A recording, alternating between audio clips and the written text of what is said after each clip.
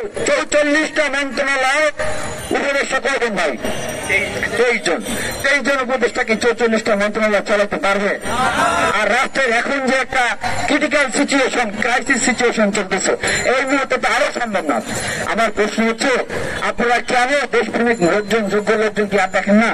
গণ অভ্যুত্থানে কি আপনার মানে ছাড়া আর কেউ কি অংশগ্রহণ করে নাই? আর কি লোক নাই বাংলাদেশে?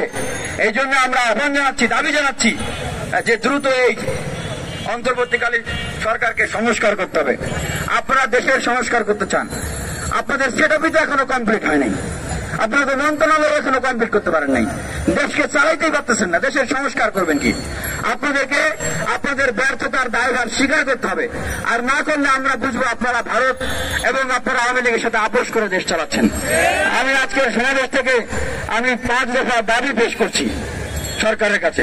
1 নম্বর, জাতীয় এবং আন্তর্জাতিক যে কোনো ধরনের প্রতিকূল পরিস্থিতি এবং ষড়যন্ত্র মোকাবেলায় একটা জাতীয় ছাত্র কাউন্সিল গঠন করতে হবে, যেখানে প্রত্যেকটা রাজনৈতিক দলের ছাত্র সংগঠন তারা থাকবে, জাতীয় ঐক্যের ভিত্তিতে, ছাত্র ঐক্যের ভিত্তিতে তারা কাজ করবে। 2 নম্বর, তরুণ যুবকদেরকে সামরিক প্রশিক্ষণ দিতে হবে। কারণ আমরা আশঙ্কা করছি ভারতের যে অধ্যক্ষ আচরণ, তাদের যে অসহিষ্ণু কঠোরতার কার্যক্রম, যে কোনো সময় তাদের 56 বছরের যে পরিকল্পনা বাংলাদেশকে সিকিম, হায়দ্রাবাদের মতো তাদের প্যাটের ভিতরে ঢুকিয়ে ফেলা, সেই মিশন তারা শুরু করতে পারে, আমরা যেন সেটিকে মোকাবেলা করতে পারি। 3 নম্বর, হিন্দু, বৌদ্ধ, খ্রিস্টান, মুসলমান, বিএনপি, জামাত, গণ অধিকার, গণসংহতি, সিপিবি, দলমত নির্বিশেষে সবাইকে নিয়ে একটি জাতীয় ঐক্য গঠন করতে হবে। এটার প্রধান কাজ থাকবে, উদ্দেশ্য থাকবে জাতীয় আন্তর্জাতিক প্রতিকূল পরিস্থিতিকে মোকাবেলা করা এবং আমরা যে রাষ্ট্র সংস্কার চাই, রাষ্ট্র বিনির্মাণ চাই, সেটার লক্ষ্যে কাজ করা।